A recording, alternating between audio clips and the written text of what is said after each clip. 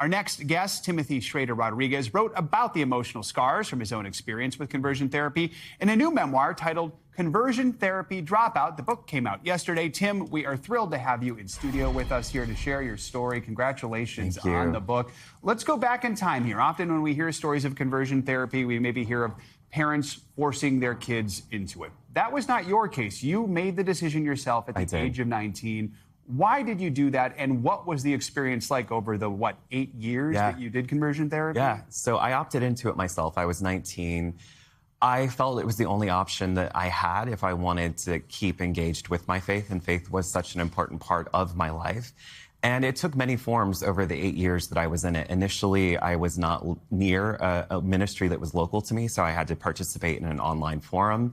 And then over the course of those 8 years, I also did individual therapy with a therapist. I went to support groups and also attended major national conferences that were held every summer.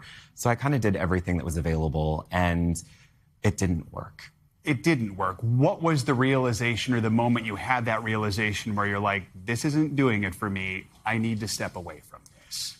Well, for a long time, it was very convincing to stick with it because everything around me was saying, this is what you're supposed to do. If you follow this program, you're going to see the change. If you make these changes in your life, like adjusting your external behavior, like what music you listen to, what clothing you wear, how you carry yourself through the world, and also pray for God to change you, that you're going to see this miraculous transformation. And I did everything that was laid out for us, and also was working in a church at the time. So if anyone was set up for success, it was me. But I never saw those things change. I never saw those promises coming to fruition. And I eventually had a nervous breakdown and thought I would either want to end my life rather than keep living it the way I had been living it. What's amazing is that you were able to step away from conversion therapy, but not have to step away from your faith. And that's been huge for you, right?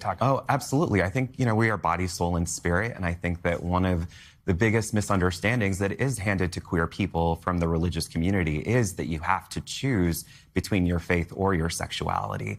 And I believe that when the Bible says that we are created in God's image, that means all of us. God doesn't make mistakes.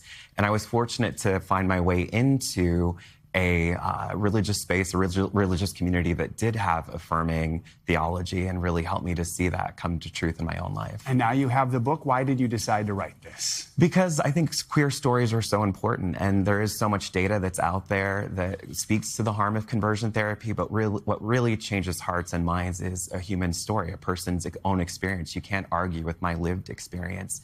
And even as this is up for debate and has not gone away, even with the conversion therapy bans that have been put in place, I wanted to offer my story to hopefully help that 19-year-old kid like I was that felt like it was the only option that he had. Few things change hearts and minds more than hearing someone's story and actually meeting someone who has lived their experience. Yeah. I mentioned the Catholic report a moment ago. You are not Catholic, but still, when you saw that report, what was your reaction?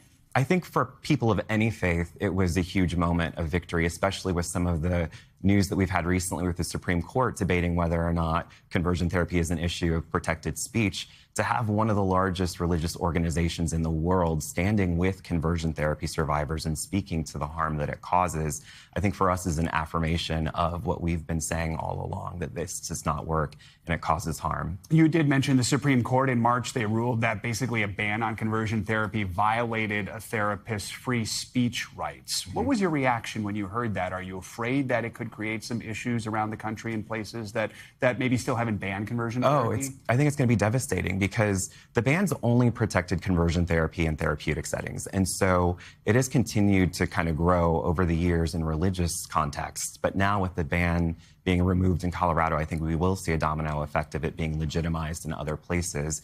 And so as a survivor, I think it's incumbent for all of us to tell our stories and to speak to the harm that this causes, because it will only continue to impact people as long as it's allowed to thrive in therapeutic settings. Quickly, what's your message to those out there, young people, maybe even older people who are in a situation similar to yours and they're struggling? Yeah, my message to any queer person is you are loved just as you are.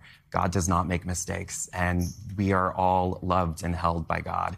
And we don't have to change who we are. We just have to embrace who he created us to be. A wonderful message. Tim Schraeder Rodriguez, congratulations on the book. Thanks for joining us this morning. Conversion Therapy Dropout, available in stores and online now. And a reminder, if you or someone you know is thinking about suicide or experiencing a mental health crisis or any emotional distress, you can contact the National Suicide Prevention Lifeline. Just call or text 988 or visit 988lifeline.org to speak with trained crisis counselors 24/7.